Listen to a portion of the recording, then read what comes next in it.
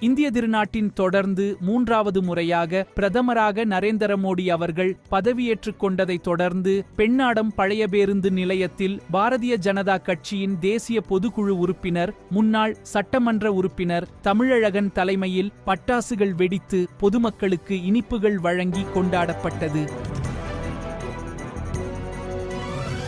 அப்போது பாரதிய ஜனதா கட்சியின் நல்லூர் தெற்கு ஒன்றிய தலைவர் காமராஜ் உட்பட கட்சியினுடைய முக்கிய நிர்வாகிகள் பலர் கலந்து கொண்டு சிறப்பித்தனர்.